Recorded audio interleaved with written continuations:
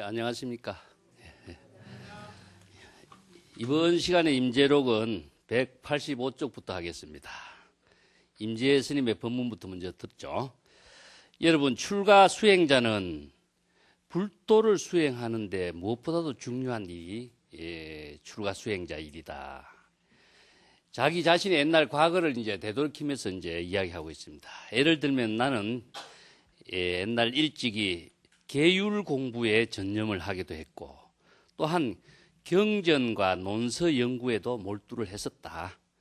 그러나 뒤에 경론이, 경전과 논서, 계율 등이 세상의 병을 치료하기에 일시적으로 제시한 약방의 처방전이라는 사실을 깨닫고 일시에 내던져 버렸다. 그리고 곧바로 불도를 구해서 참선을 하게 되었고, 후에는 이제 훌륭한 선지식을 만나서 처음으로 불도의 안목을 분명하게 밝히고, 비로소 천하 노 스님들의 견처를 꿰뚫어 보고, 그 스님들이 주장하고 있는 설법의 내용을 잘 보고 삿되고 올바름을 판단할 수 있는 안목을 갖게 되었다. 내가 이렇게 천하 노 스님들의 안목을 꿰뚫어 볼 수 있는 그 능력을, 안목을 갖게 된 것은 내가 어머니 뱃속에서부터 태어나면서부터 갖추어져 온 것이 아니고, 내가 평생 몸으로 갈고 닦고 수행을 해서 거듭한 결과로 이렇게 이루어진 것이지 하루아침에 이루어진 것이 아니다 하는 점을 이제 먼저 강조를 하고 있습니다. 임재 이 법문은요, 자기 자신이 한평생 수행한 과거를 되돌아보면서 회상하면서 제자들에게 설법을 하고 있습니다. 여기서 우리가 주목해야 될 몇 가지 점이 있는데, 계율 공부에 애를 썼고, 경전과 논서, 즉 불교 공부의 가장 기본이 되는 것이 경론이죠. 이게 계율과 경론 공부에 자신도 많은 세월을 몰두했었다. 그렇지만 이 경전과 논서의 모든 불법의 가르침이라는 것은 궁극적으로 방편법문이죠. 불도를 깨달아서 독자적인 안목을 구족하도록 하기 위한 방편법문인 것이지, 그 경론과 계율 공부 그 자체만을 가지고는 바른 불도 수행의 바람직한 방향이 되지 못한다. 그래서 논서와 계율을 모두 던져버렸다, 이런 이야기를 하고 있어요. 그죠? 그래서 이런 말을 잘못 들어보면은 많은 오해를 불러일으키게 되어 있습니다. 계율 공부라든가 경전과 논서 공부를 하지 말라, 이렇게 오해할 수가 있죠. 그런 뜻은 전혀 아니기 때문에 우리가 불도 수행에 가장 필요한 것은 무엇이냐 하면은, 불교에서 불도 수행의 기본으로 제시한 것이 계율과 선정과 지혜 세 가지입니다. 계정해죠. 여기에서 지금 계정의 세 가지를 다 이야기를 제시해 놓고, 이 계정의 참된 수행을 자기가 던져버렸다, 이렇게 이야기하는 건 아니죠. 본질적인 것이 무엇인가를 이제 임재가 밝히고 있는데, 계율이라고 하는 것 자체의 의미는 무엇이냐 하면은, 여기서는 빈이라고 그렇습니다만은 계하고 율하고 원래는 두 가지를 이야기해서 계율이라고 그럽니다. 계라고 하는 것은 시라라고 하는 것이고, 율이라는 것은 비나야라고 합니다. 계라고 하는 것은 5계를 중심으로서 이야기하고 있고, 율이라고 하는 것은 5계에서부터 비구 250계, 보살계, 비구니계, 참 모든 계를 이야기하는데, 이것은 자기 자신을 바르게 삼업이 청정한 삶을 이루도록 하는 것, 즉 불교에서는 불법이라고 하는 것을 토대로 해서 이루어진 겁니다. 항상 불법을 여법하게 수행하게 하는 기본이 법이라고 하는 것인데, 여법이라고 하는 것의 참된 의미는 자신이 신구의 삼업을 청정하게 함으로 해서 삼업의 업장을 소멸하게 하는 거죠. 삼업이 청정하게 함으로써 궁극적으로서는 자기 자신이 업장을 소멸시키는 힘을 스스로 구족하게 하는데 계율의 의미는 있는 겁니다. 그래서 우리가 계율 생활을 잘 한다라고 하는 것은 남을 위해서 하는 것은 아니죠. 내가 교통법규를 잘 지킨다라고 하는 것은 남을 위해서 교통법규를 지키는 건 아닙니다. 자신이 좋은 바른 생활, 안전한 생활을 하기 위해서 교통법규를 잘 지키는 것과 똑같은 구조죠. 그런데 남을 위해서 계율을 잘 지킨다고 생각하고 또 무엇 때문에 목적의식을 가지고 계율을 지킨다고 생각하는 것 자체는 계율뿐만 아니라 불법 공부에 이건 잘못된 방향을 갖고 있는 거예요. 그래서 계율이라든가 선정이라든가 또 지혜라고 하는 것은 자기 자신이 삼업을 청정하게 하는데 기본을 두고 있다 하는 것에 의미를 두어야 됩니다. 그래서 불법이라고 하는 거, 여법이라고 하는 것 자체는 항상 내가 이야기했지만은 자기 본분사라고 이야기했죠. 자기 자신의 본분사라고 하는 것 자체는 자기 자신의 청정한 삼업 청정한 업을 소멸시킴으로 해서 일체의 악업을 짓지 않음으로 해서 스스로 생사윤회를 벗어나게 되고 스스로 중생구제를 할 수 있는 능력을 갖추게 되는 것을 말하지 남이 중생구제를 해주는 것도 아니고 우리가 중생구제 하니까 어떤 절대적인 부처님이 나와서 나를 구제해 주리라고 생각하는 것은 이건 기대심리일 뿐이지 궁극적으로는 이루어지지 않거든요. 그래서 자성중생서원도라든가 중생무변서원도라든가 사홍서원을 가지고 많이 애우고 있지만은 궁극적으로 자기의 중생은 자기가 제도를 해야 하는 방법 말고는 다른 방법이 없어요. 그래서 개정의 삼업을 청정하게 한다라고 하는 것은 궁극적으로 자기 자신의 삼업을 청정하게 함으로 해서 중생 구제하는 겁니다. 어떤 중생을 구제하겠습니까? 자기의 마음속에서 일어나는 중생, 업을 짓는 중생, 번뇌 망념으로 탐착하고 있는 중생, 사막도와 육도 윤회에 떨어지고 있는 자기 중생을 구제하는 거죠. 그래서 이제 육조단경이라든가 법구경 같은 데 보면은 계율에서 우리는 계율이라고 하는 것은 여러 가지 조목을 나누어 놨지만은 가장 기본적인 한마디가 뭐냐? 남의 허물을 보지 말라 이런 말을 하고 있습니다. 남의 허물을 보지 말라. 세간의 허물을 보지 말라. 이 말 하니까 불교인들은 세간의 모든 것을 그냥 방관하는 사람이 되도록 하는 것인가. 이런 또 오해도 불러일으키죠. 남의 허물을 본다라고 하는 것은 뭘까요? 궁극적으로 자기 자신이 업을 짓는 행위로 연결되기 때문에 그렇습니다. 그래서 남의 허물을 보지 말라. 선한 일을 하려고 애를 쓰지 말라. 이런 말이 어떻게 보면 역설적으로 들릴지 모르지만은 가장 근본적으로 자기 자신을 청정하게 하고 자기 자신의 업장을 소멸하게 하고 자기 중생을 구제하는 일은 이 일 말고는 없어요. 그 세간의 모든 허물을 보지 말라고 한다고 그 방관하는 뜻이 아니고 세간의 모든 삶을 실현하게 하는 데는 모두 다 법에 의해서 이루어지고 있습니다. 도로 갈 때는 교통법규가 있죠. 세간의 사회법이 있죠. 또 윤리도덕의 법이 있죠. 인륜도덕의 모든 법으로서 우리의 삶이라고 하는 것은 바른 삶을 안전하고 편안하게 서로 화합을 하면서 이루어지도록 되어 있는데 이것을 자신이 자각적으로 지키지 못하고 자각적으로 자신의 그 법을 실행하지 못하면은 궁극적으로 자기 자신의 업을 짓는 중생이 되기 때문에 모든 하나하나의 모든 법이라고 하는 것은 한 사람 한 사람이 자각적으로 이루어서 자신의 청정한 삼업 청정행위 되도록 하고 공덕을 이루는 삶이 이루어지도록 하는 법이지 그 법을 내가 남을 구제한다. 내가 이 사회를 정화한다. 가능하냐? 말은 굉장히 건전하고 아주 위대한 것 같지만 실제로는 불가능해요. 그래서 불교에서도 중생구제란 말을 허황되게 알고 있는 중생구제가 무엇이냐 하면은 부처님이 딱 출현해서 이 세상의 모든 중생을 한꺼번에 다 구제한다고 이렇게 생각하죠. 참 이런 말 하면 다른 불자들이 내 말을 오해하여 들을까 싶어 걱정스럽기도 한데 실제로는 그런 일은 불가능해요. 그건 누가 중생을 구제합니까? 자기 자신이 부처의 지혜로 자기 자신의 중생을 구제하는 겁니다. 이 사실을 분명히 아는 것이 불법의 바른 가르침이지 전지전능한 어떤 부처나 어떤 존재가 이 중생을 다 구제하는 것으로 이 착각에서 빨리 벗어나야 된다. 그래서 불교는 자각의 종교라는 것이고, 자각의 종교를 실천하는 가장 기본이 무엇이냐면은 계정의 사막입니다.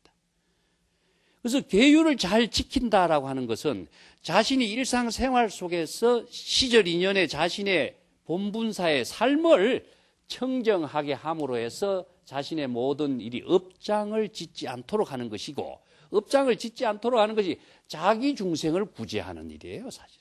이 자기 중생을 구제하는 법은 불법에 의한 것인데, 불법이라고 하는 것은 청정한 삶을 실행하게 하는 것을 여법이라고 그래요. 그래서 부처는 일체의 모든 법과 같다. 모든 법이라고 하는 것은 일체의 모든 존재가 자기 본분사의 생명활동으로 스스로의 청정하고 여법한 삶을 살고 있는 모습과 똑같다. 그렇기 때문에 삼업 청정행이 이루어지지 않고 자기 자신의 본분사에, 다른 말로 한다면은 제가 자주 이야기하죠, 생명활동을 하는 것이에요. 자기 자신의 좋은 삶을 실현하는 그것이 바로 성근공덕의 생명활동을 하는 것이기 바로 부처고 보살이고 열애인 것이지, 자기 중생은 제껴두고 남의 중생을 구제한다라고 하는 것은 가능하냐? 이 불가능해요. 그래서 법화경의 사상을 여러분 잘 보시면, 법화경에 부처님이 중생을 구제하기 위해서 이 세상에 일대사 인연으로 출현하셨다 했는데, 법화경에서 중생 구제하는 부처님의 행화의 모습은 무엇입니까? 불법을 계시하는 겁니다. 불법을 계시하는 거예요. 불법을 어떻게 계시했느냐? 자, 계, 정, 해. 이 세 가지의 바른 실천을 할 수 있도록 불법을 계시한 거죠. 그래서 수없이 많은 업을 짓는 중생을, 다양한 중생을 가장 업을 짓지 않고 청정하게 하고 자기 스스로를 중생을 구제하고 지혜로운 삶을 실고, 또 성근공덕을 통해서 자신의 원대한 보살행을 실행할 수 있는 그 바른 방향의 법문이 불법이다는 겁니다. 그 불법의 실천 덕목으로 제시한 것이 뭐냐면은 계율이고 또 지혜, 방편 법문인데, 경전 공부만 열심히 하고 계율 공부만 열심히 한다고 그것이 바른 계율 생활이 되고 바른 지혜로운 생활이 되느냐? 그래서 계율 공부는 내 자신이 일상생활 속에서 바른 지혜와 인격을 실행할 수 있는 방법을 자신이 체득하면 되는 거고, 또 계율 공부도 마찬가지고 경전 공부도 마찬가지입니다. 바른 지혜를 체득해서 구체적으로는 자기의 본분사의 삶에서 그 지혜와 인격적인 보살행을, 원력행을 해양하는 삶으로 이루어져야지, 그 공부만 평생 하고 앉아있고 연구만 하고 있으면은 언제 그 보살행을 하겠냐 이거죠. 우리가 참선 공부 열심히 한다고 평생 선방에 앉아있으면 언제 그분은 그러면 자기의 보살행의 삶을 실현하느냐. 자기 자신은 청정한 삶을 실현할 수가 있지만은 그것을 많은 중생과 함께 나누는 공덕행의 삶이라고 하는 것은 과연 가능할까? 그 어떤 스님이 산중에 있을 때 프랑스의 어떤 신부가 와서 질문을 했어요. 스님이 산중에 사는 의미는 무엇입니까? 뭐라고 대답해야 될까요? 자기가 일체의 세속을, 시끄러운 거, 번잡스러운 거, 세속의 욕망 같은 것을 벗어나기 위해서 산중에 산다. 그것이 불교인으로서 바람직한 대답일까요? 그럼 소승불교와 똑같죠. 자기 자신의 안위만을 위해서 사는 모습밖에 안 되죠. 그래서 나는 뭐 시절 인연이 돼서 그냥 삽니다, 이 말도 맞겠습니까? 자, 이런 것은 무엇이냐? 불법을 모르고 불법의 원력행을 실현하는 보살도의 정신이 자기 자신의 지혜와 생명활동으로 작용할 수 있는 힘이 갖추어지지 않았어요. 그렇기 때문에 항상 불교에서는 출발점이 원력행을 실행하는 보살도 정신을 구족해야 되고, 이 보살도의 삶을 실현하기 위해서 우리가 경전 공부하고 계율 공부하는 것이지, 계율 공부가 목적이고 경전 공부가 목적이라고 한다면은 우리들은 방향이 잘못된 거예요. 그래서 이 임재가 이야기하는 것도 마찬가지입니다. 계율 공부, 맨 처음에 출가인들이 전부 다 계율을 어떻게 잘 실행해야 될 것인가. 계율을 잘 실행할 수 있도록 계율의 여러 가지 조목도 알아야 되고, 계율의 실천 방법도 알아야 되고, 실천 정신도 알아야 돼. 그냥 무조건 지킨다고 해서 그것이 바람직한 것이 아니라요. 그래서 개차법이라는 말 써. 열고 닫을 줄 안다 이런 말 쓰죠. 예를 들어서 계율 이야기로서 가장 많이 내가 가끔 하지만 유마경에 우바리 존자가 부처님 제자 가운데 지게 제일이죠. 그 유마경에 이런 이야기 나옵니다. 비구 두 사람이 한 사람은 살생을 음했고 한 사람은 음행을 범했는데 이 두 사람이 5개 계율을 범한 가장 중대한 계율을 범한 사람이다. 그래서 이 두 비구가 우바리 존자를 찾아가서 우리가 지금 한 사람은 살생을 했고 한 사람은 음행을 했기 때문에 우리가 어떻게 이 살생과 음행의 계율을 범한 것을 참회를 통해서 이것을 소멸시킬 수 있습니까? 하니까 우바리 존자가 어떻게 했냐? 법당에 가서 항상 부처님에게 참회를 지극하게 해라. 계속 참회만 하라. 자기의 죄의식을 항상 참회를 하도록 합니다. 그게 이런 모습을 보고 유마가 이 사람아 그렇게 어리석게 불법을 실천하도록 하면 어떡하느냐. 죄의식을 계율을 범했으면 죄의식을 갖게 돼 있는데 그 죄의식을 소멸시켜야 청정하게 되고 새로운 지혜가 작용하지. 죄의식을 가중시킨다면 죄의식에서 속박되어서 영원히 벗어나지 못하는 어리석은 사람이 되지 않느냐는 거죠. 그래서 죄무자성 종신기, 죄의 자성이라는 거 본래 없는 거예요. 죄라고 하는 것은 시절 인연에 따라서 무지, 무명과 불각에 의해서 중생 무지에 의해서 이루어진 하나의 행위였지만은 바른 불법을 알고 나서부터는 죄라고 하는 그 자체에서도 속박에서 벗어나야 자신이 보살행을 하는 거예요. 그렇기 때문에 이것을 똑같은 계율관이라고 할지라도 바른 지혜로서 실천하는 계율 정신을 갖지 못한다면 오히려 죄의식에서 속박되어서 영원히 정신병자가 되고 로이로제가 되게 만드는 환자가 되는 그 수행자가 될 것이고 바른 불법의 지혜로서 깨달아서 실행하는 계율 실천을 한다면 일체의 모든 업장을 소멸하면서 성공 공덕으로서 이루는 수행자가 될 수가 있는 것이에요. 이와 마찬가지로 계율 공부를 내가 바른 지혜로서 어떻게 실천해야 될 것인가 하는 것을 터득하는 것이 중요하지 계율 공부 그 자체에 집착하고 몰입한다면 이것은 바른 계율 생활을 언제 실천하겠어요? 경전도 마찬가지입니다.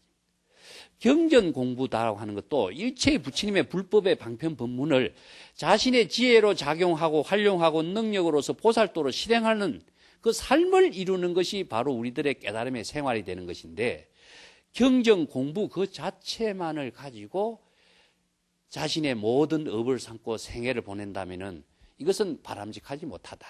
그래서 경전의 공부를 자신의 지혜로 작용할 수 있는 능력을 갖추는 것이 무엇이냐 하면은 정법의 안목이라고 그럽니다.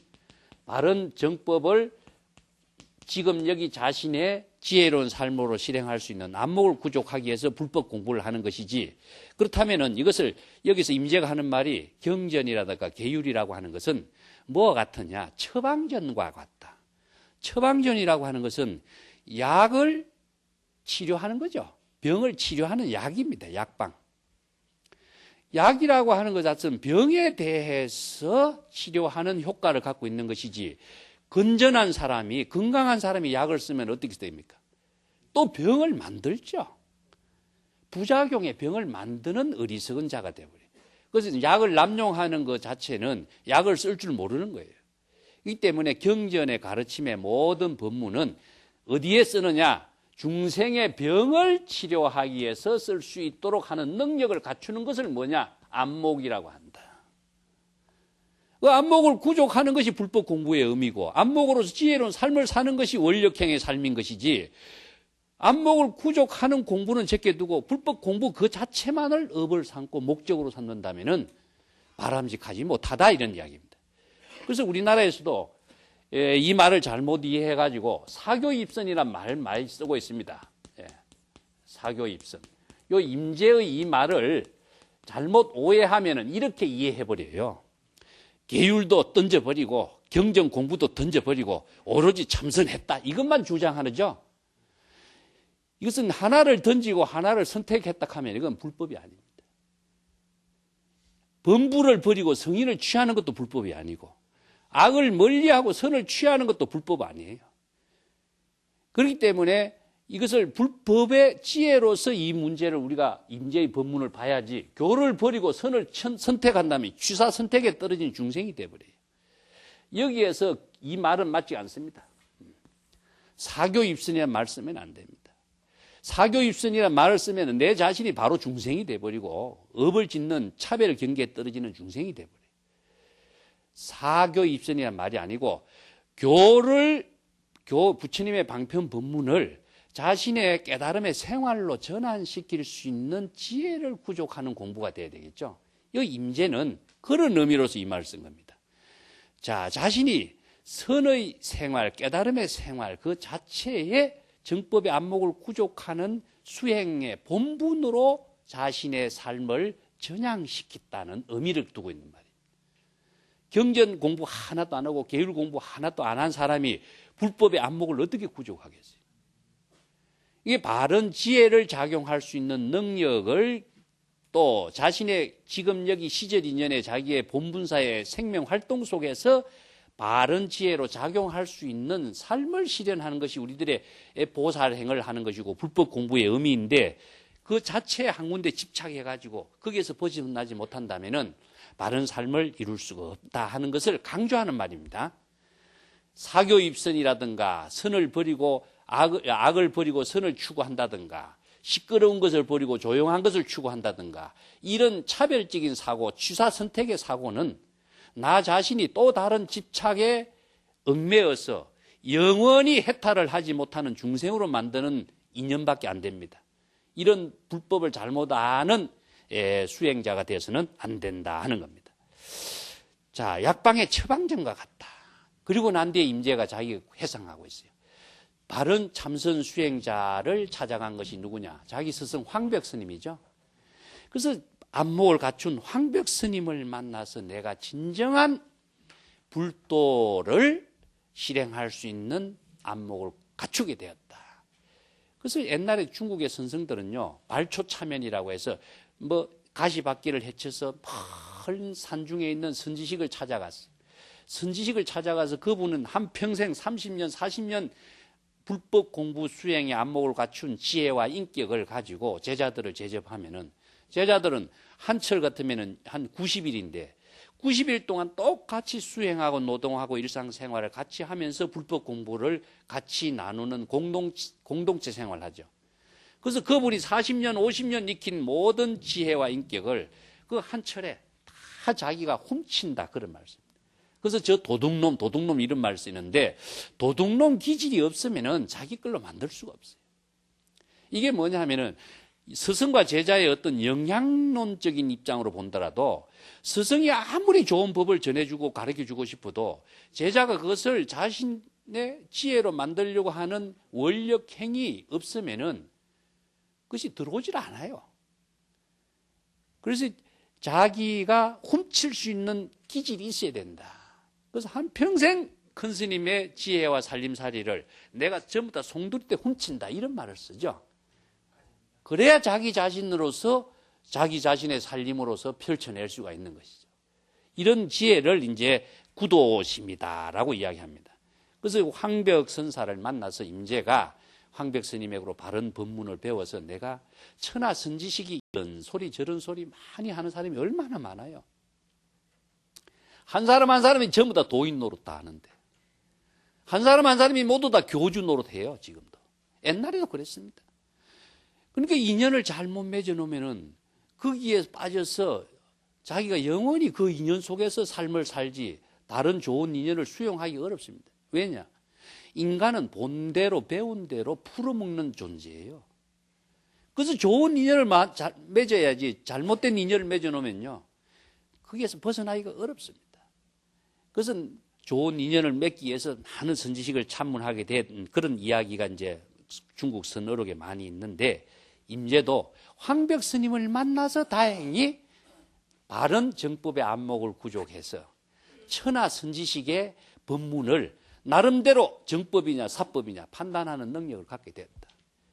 정법과 사법의 판단 능력은 무엇이냐? 중생이 되느냐, 부처가 되느냐 하는 길을 판단하는 능력이에요. 많은 사람들이 마음의 병을 치료하기 위해서 불법을 배우는데 오히려 마음의 병을 더 가중시키는 불법을 법문을 설한 사람이 너무나 옛날이나 지금이나 많아요. 그래서 경전에서는 법에 의거하지 사람에 의거하지 마라 이런 말 하죠. 예, 그래서 임재나 마조도 자기가 법문하고 난 뒤에 뭐라냐면 내 말을 기억하지 말라 그럽니다. 내 말 기억하지 마라. 내 말이 올바른 말인가 그런 말인가 여법한가 여법하지 않은가 정법이냐 사법이냐 하는 판단은 각자 자신의 불법의 안목으로서 판단해야 된다. 그 부처님도 그렇잖아요. 자기가 설법하고 난 뒤에 나를 믿고 따르지 말고 법을 믿고 따르라 그랬죠. 그래서 불교는 법의 종교지 부처나 어떤 존재나 대상 경계나 사물에 따르는 것이 아닙니다. 법의 종교이기 때문에 부처가 되는 법을 불법이라고 하고 부처로서 실행하는 법을 불법이라고 하고 법의 종교이기 때문에 불법을 깨달아서 법을 작용하는 것을 열애라고 하는 거예요. 의존의 대상 경계는 일체 없어요. 오로지 법을 쓸 수 있는 능력만을 구족하는 것이 불법 공부고 불법 수행의 의미라고 하는 점이죠. 그래서 임재도 자신이 이런 안목을 갖추었다. 그래서 정법의 안목을 구족됐다 하는 것을 이제 회상하고 이야기하는데 내가 이렇게 여러분들에게 바른 정법을 설하고 천하 선지식이 설하는 법문의 내용이 정법이냐 사법이냐 판단할 수 있는 능력을 알게 된 것은 하루아침에 이루어진 건 아니다. 하루아침에 내가 어머니 뱃속에서 태어나면서부터 이거 이루어진 건 아니다. 논어에도 그런 말이 있죠. 공자가 생이지지가 아니다 그랬죠. 태어나면서 이루어진 거 아닙니다. 끊임없이 그 모든 불법을 공부하고 또 지혜를 익히고 갈고 닦고 하면서 그 경지를 이루어 임재가 그런 경지를 말해요. 그래서 수행의 의미라고 하는 것 자체는 방편을 수행하는 것이지 우리의 진여자성을 수행하는 것입니다. 이것을 참 잘못 이해한다면은 우리의 청정한 마음을 닦는다. 이거 수행 아닙니다. 방편의 지혜를 체득하는 공부를 수행이라고 해요. 그래서 많은 방편의 지혜를 구족했을 때 정법의 안목이 구족된 것을 이제 바른 천하 선지식의 정사법을 판단할 수 있는 능력을 갖게 됐고 이것은 마치 무엇이냐? 중생의 병을 진단할 수 있는 능력이 있는 거예요. 그래서 중생이 어떤 병을 갖고 있는가? 자기 마음속에서 중생의 병이 어떤 것인가를 스스로 진단할 수 있는 능력이 없으면은 자기 스스로의 중생의 병을 판단하고 진단하고 처방할 수 있는 능력이 없습니다. 그래서 이제 기실론에도 중생은 대상만은 봅니다. 대상. 그 대상이 무엇이냐? 의식 속의 대상이고 경계에 나타난 대상이고 그렇기 때문에 대상만 볼 수 있기 때문에 대상 경계에 집착해요. 보지 못하는 거 무엇이냐? 자기를 못 봐요. 자신의 마음은 못 봐요. 그렇기 때문에 중생은 대상 경계만을 집착하고 대상 경계만을 추구하고 남의 잘못만 보고 자기 잘못을 보지 못하는 거예요. 그래서 아까도 이야기했지만은 남의 잘못, 세간의 허물을 보려고 하지 말라. 그래서 남의 허물을 보는 것이 아니라 자기 자신의 허물을 봐야 자기 스스로의 불법의 지혜로 자기 중생을 구제하는 것이 되죠. 그런데 모든 사람들이 남의 허물만 보지 자기 허물을 보지 못하는 이런 병이 중생의 병입니다. 그럼 열애는 어떻습니까? 실지 실견이죠. 예, 전부 다 자신의 진여의 지혜로서 모든 것을 다 여실하게 보고 여실하게 다 알기 때문에 열애라고 하는 거예요. 그래서 지혜를 작용하는 능력은 진여의 지혜가 작용한 거, 자기의 청정한 불심의 지혜가 작용할 때에 부처로서의 우리가 바른 안목을 갖게 되는 것이지 중생은 대상만 보기 때문에 병이 무엇인가를 자신도 판단하지 못하고 병을 진단할 수 있는 능력이 없어져요. 그래서 꿈속에서 이루어진 것은 전부 다 허망한 것처럼 중생의 모든 소견은 다 업을 짓는 것으로 허망으로 이루어진 것이지 진실로 이루어지지 않는다 이런 이야기입니다. 그 중생이 하는 소리를 전부 다 바른 법으로 착각하니까 또 또 다른 부작용에 중생이 되는 그 거듭거듭되는 그 업장에서 벗어나지 못하는 것이죠. 그 다음 단 더 넘어가겠습니다. 여러분, 그대들이 불법에 개합된 견해, 정법의 안목을 넣고자 한다면은 안목 없는 선생들의 잘못된 가르침, 지시나 말이나 설법에 끄달리지 말아야 한다. 자, 마음 안으로는 마음 밖으로나 의식의 대상 경계로서 보이는 것, 만나는 것은 모두 다 죽여버리라. 여기서 죽여버리란 말을 하는데 이게 떨쳐버리란 뜻이고 의식의 대상 경계를 전부 다 비워버리라. 이것을 이제 불교에서는 공이란 말 쓰고도 죽인다 말도 쓰고 이렇게 하고 떨쳐버리라. 의식의 대상 경계를 갖고 있는 한 나는 중생심에서 벗어나지 못해.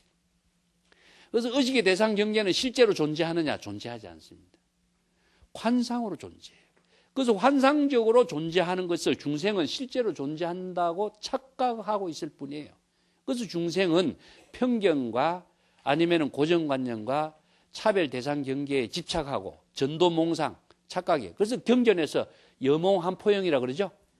존재하지 않는데 존재하는 것처럼 착각하는 것이 중생의 병이기 때문에 중생의 의식의 대상 경계로 여러분들 생각 속에 나타나고 있는 모든 부처라든가 법이라든가 신이라든가 의식은 전부 다 의식 속에 존재하는 것이지 실제로 존재하는 거 아닙니다. 이 실제로 존재한다고 생각하기 때문에 중생은 허상의 존재하지 않는 허상을 추구하고 그 속에서 도를 얻으려고 하고 부처를 구하려고 하는 거예요. 이게 바로 중생의 허망한 병이다. 이걸 신병이라고 합니다. 마음의 병이라고 그래요. 그래서 의식의 대상 경계를 떨쳐버리라. 근데 자신이 안목이 없기 때문에 다른 어떤 스님의 법문이나 큰 스님의 법문이나 누구의 주장하면은 그럴듯하거든. 정말 대단한 법문을 설한다 생각하고 딱 붙어버리거든. 이게 안목이 없기 때문에 끄달려버려요. 그래서 이 말하면 이리 끄달리고 저 말하면 저리 끄달리고 이게 누구 말에 노예가 돼버린 겁니다. 신이 있느냐? 신에 없는데 신이 있다고 생각하고 끄달리면 신의 노예가 되고 부처가 있다고 생각하고 부처에 끄달리면 부처의 노예가 되고 부처라는 마구니, 신이라는 마구니가 내 자신을 지배하고 자기 자신은 그 마구니의 지배 속에서 노예가 되고 사는 꼴이다 이겁니다. 항상 자신의 안목으로 자신의 지혜로 지금 여기 진실된 삶을 실현해야 되는데 환상 속에 작용하고 있는 의식 속에 작용하고 있는 환상에 끄달려서 실제 하는 것으로 착각하기 때문에 자신의 지금 여기 삶이라고 하는 것은 이루어지지 않아요. 그래서 얼마나 많은 중생들이 이 중생의 허황된 병에 끄달려서 지금 세월을 낭비하고 모든 삶을 업을 짓는 중생으로 다 살고 있느냐. 이걸 지금 강조하기 위해서 임재가 그 강렬한 말을 씁니다.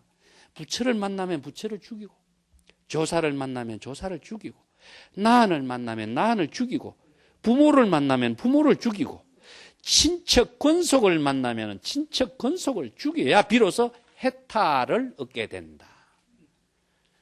이 말을 잘못 알면은 살생하는 것으로 생각하지만 그렇지 않고 자 여기에서 자 중생의 병이 무엇이냐? 중생의 병. 의식의 대상 속에 나타나고 있는 그 경계가 계고로 나타난 존재하지 않는데 존재한다고 생각하면서 나타난 병이 무엇이냐? 자, 부처라는 병입니다. 또 나한이라는 병. 아니면은 신이 있다고 생각하는 병. 또 부모 권속. 이런 의식의 대상으로 작용하고 있는 병을 떨쳐라 이런 이야기. 이 의식의 대상 경계가 자기 자신을 지혜로운 삶을 살지 못하게 하는 것이다. 그래서 의식의 대상 경계를 비워야 내가 산다. 부처를 죽여야 내가 산다 이게 말입니다.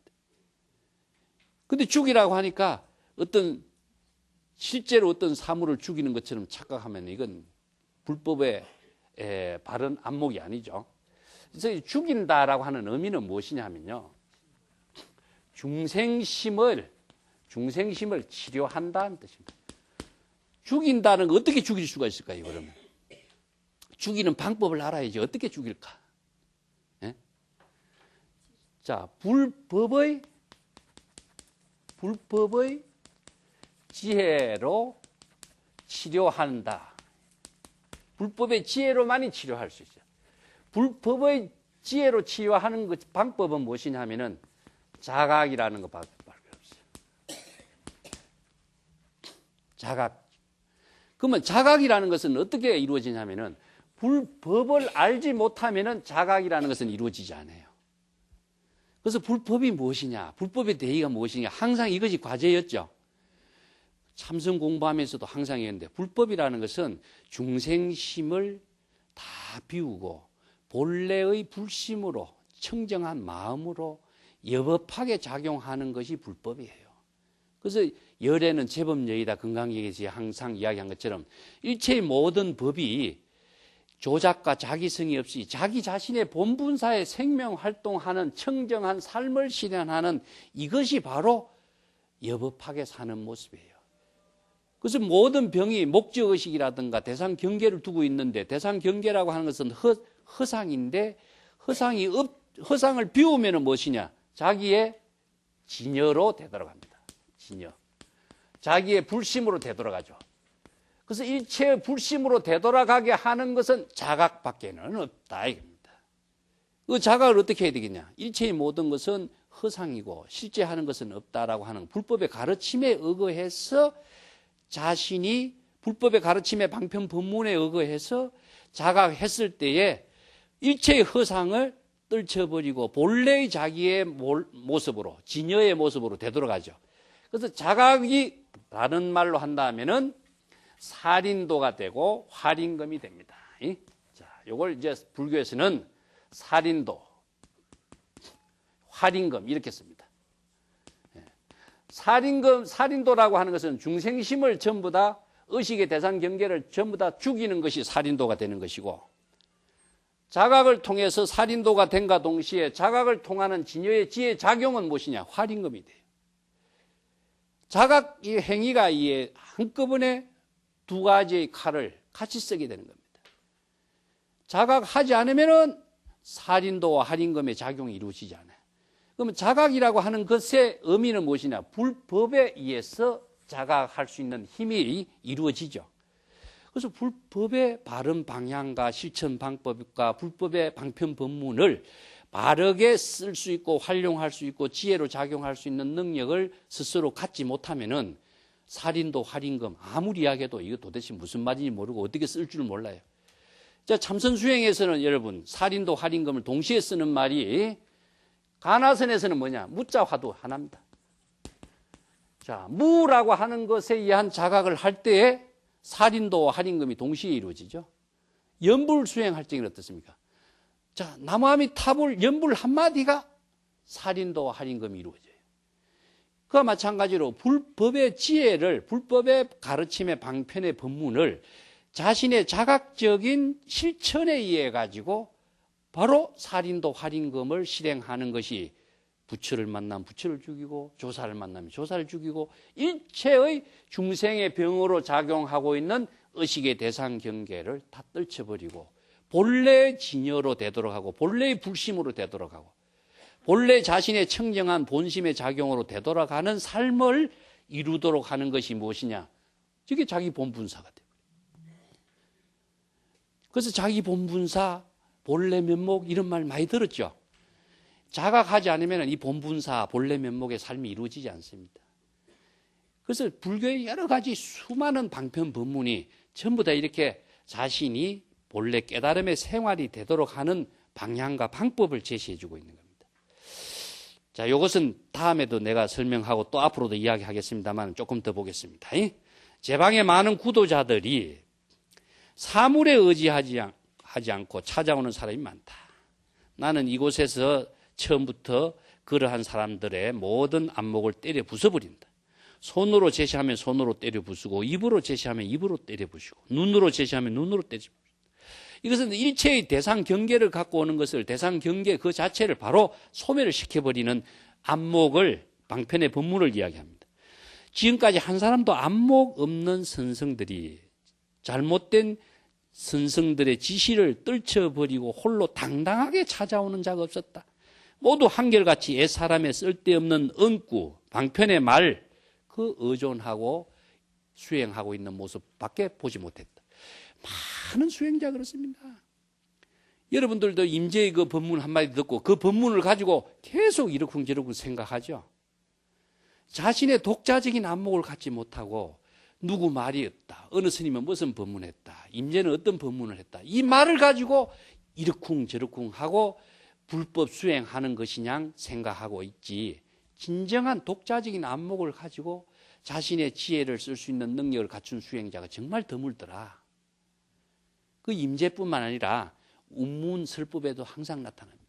그 당시에 천하의 선지식이 다 모였다고 할지라도 진정한 안목을 갖춘 사람이 정말 드물다라고 하는 걸 알 수가 있어요. 남의 말만 듣고 이러쿵저러쿵 하고 남의 지시만 듣고 이것이 옳으냐 저것이 옳으냐 시비만 자꾸 하고 바른 정법의 안목을 갖춘 수행자가 드문 모습을 보고 임재가 이렇게 비판하고 있습니다. 나한테 찾아오는 수없이 많은 학인들이 있었지만 그 학인들이 모두 한결같이 누구의 말만 가지고 이러쿵저러쿵 따지지 독자적인 자신의 안목을 갖춘 수행자는 참 찾아보기 어려웠다는 이야기입니다. 그래서 남의 말을 기억하지 마라. 내 말도 기억하지 말라. 그것은 기억한다라고 하는 것 자체는 그 언어가 자신의 의식 속에서 자신을 지배하고 있기 때문에 그렇습니다. 부처님의 말씀을 자신의 의식 속에서 지배하고 있는 한 부처님의 말씀 그 자체가 자기를 지배하고 있는 것이지 그 언어를 통해서 작용할 수 있는 지혜는 쓸 수가 없어요.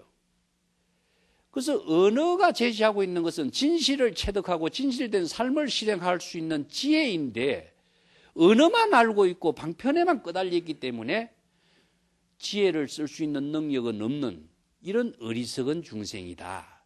이것이 모두 다 바른 진실을 지혜로 작용할 수 있는 능력을 갖추지 못한 사람이 언어 문자와 방편에만 끄달려서 자신의 삶을 다 이게 의식의 대상 경계 속에서 부처나 법이나 가르침이나 계율이나 이런 것이 자기를 지배해서 자신의 삶을 만들도록 하지 자신의 독자적인 주인이 돼서 수처작주라 그랬지 임제가 자신이 지금 여기에 시절 인연에 따라서 자신이 주인이 되어서 살 수 있는 능력을 갖춘 수행자가 되지 못하고 있는 것을 안타깝게 이야기하는 겁니다.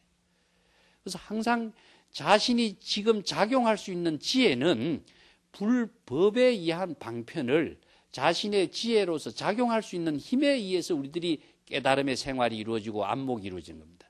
내가 자주 이야기했지만은 기억하고 있다. 불법을 기억하고 있는 것은 머릿속에 있는 겁니다. 진리라고 하는 거, 불법을 많이 알고 있는 거, 경전을 기억하고 있는 건 머릿속에서 있는 거, 의식 속에 있는 것이지 지금 여기 현실 생활 속에 지혜로 작용하는 것은 아니라는 겁니다. 이것을 착각하면 안 되기 때문에 바른 안목을 갖춘 수행자는 바른 지혜로운 삶을 지금 여기 자신의 시절인연의 삶으로 작용할 수 있는 능력을 펼쳐야 된다. 이것이 바로 시절인연의 자기 본분사다 하는 이야기입니다. 자, 오늘 이야기는 이것으로 마치고 다음 시간에 또 하겠습니다.